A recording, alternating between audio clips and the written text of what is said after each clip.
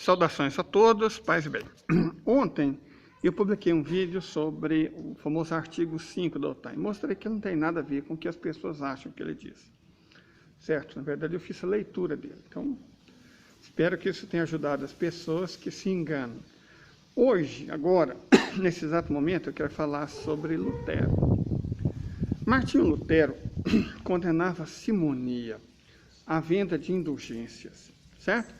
Como todo mundo sabe, né, pelo menos deveria saber, tanto nós católicos quanto os nossos irmãos protestantes, ele publicou as famosas 95 teses, que foram muito úteis aos principados e aos burgueses alemães e europeus para romper com a Igreja Católica e roubar as propriedades da Igreja e comercializá-las, né?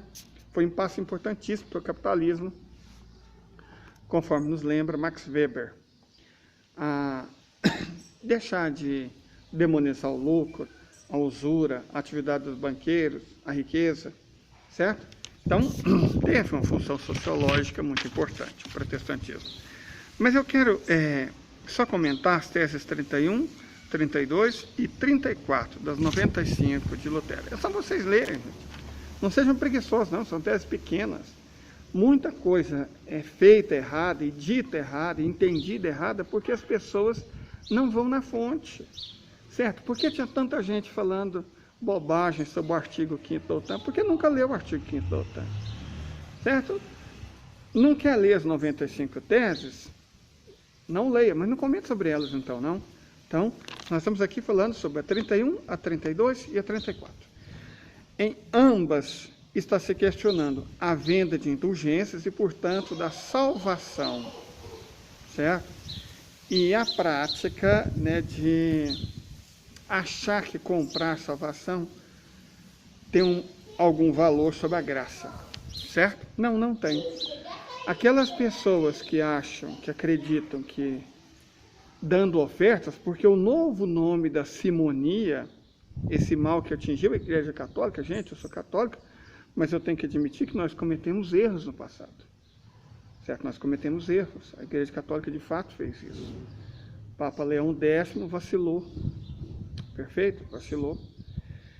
Então, aquilo que o famoso Boca de Ouro, grande poeta baiano, um dos primeiros poetas brasileiros, questionou na Igreja Católica Brasileira da época, que é a simonia, hoje é chamada pelos nossos irmãos evangélicos de dar ofertas. Qual que é a diferença entre dar ofertas e a prática da simonia, que Martinho Lutero tanto condenou? Deixa eu explicar para vocês. Nenhuma.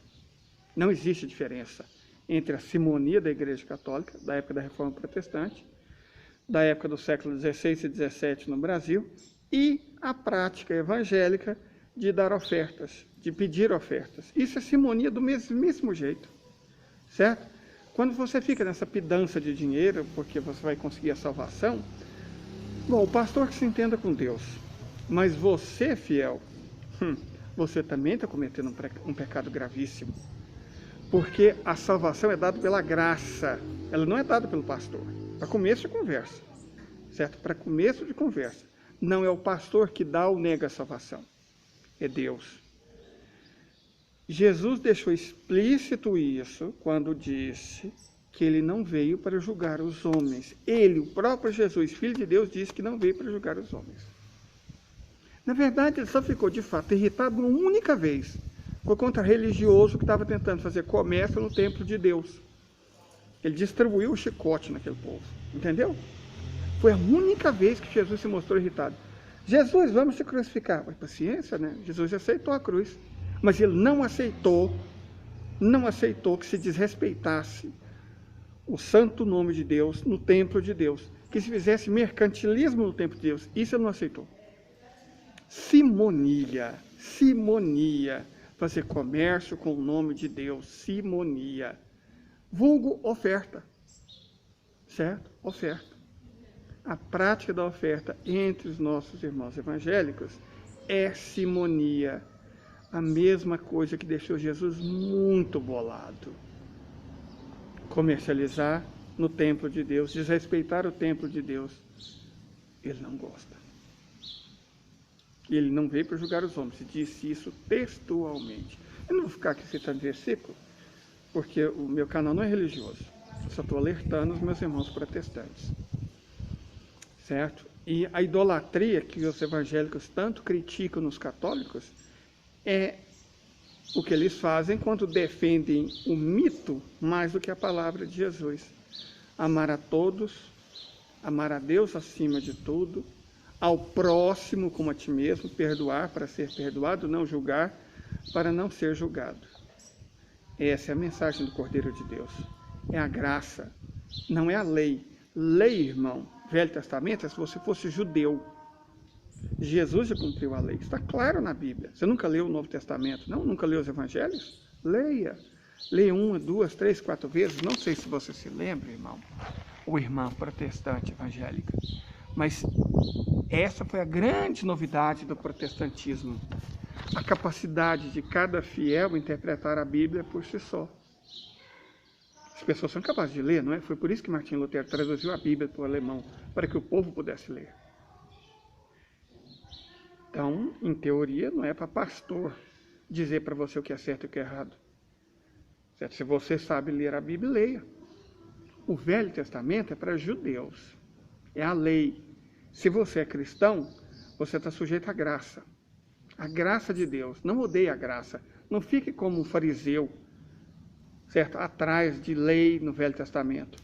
Deixa eu só lembrar para você algumas coisinhas que a lei diz. Por exemplo, Levítico. Lá diz que é proibida a homossexualidade. Diz uma vez. Mas você sabia, só ler, que o Levítico condena 3 vezes misturar carne com queijo? Sabia disso?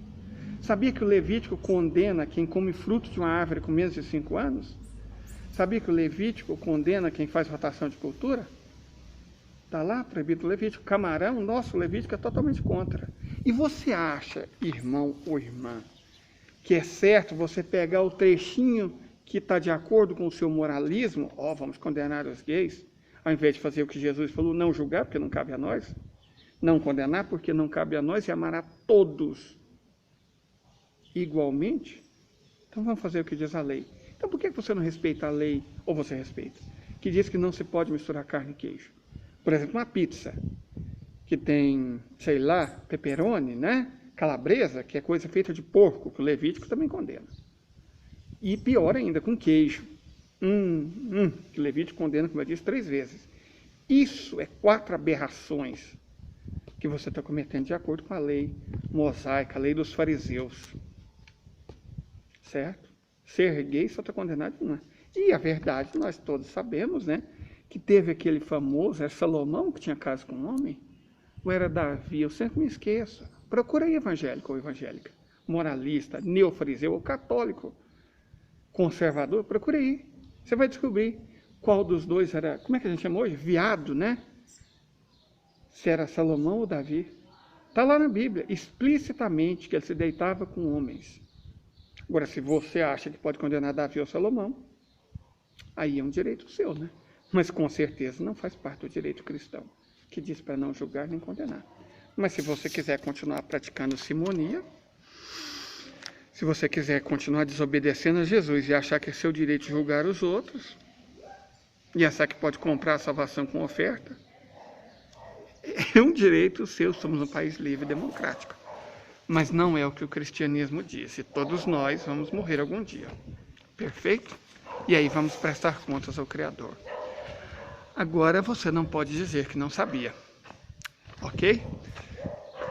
Beijo. Tá vendo isso aqui? Tatuagem. Não sei se dá para vocês ver tatuagem. O Velho Testamento para mim proíbe. Mas eu acredito na graça de nosso Senhor Jesus Cristo. Perfeito? Recomendo, inclusive. Boa tarde. Paz e bem.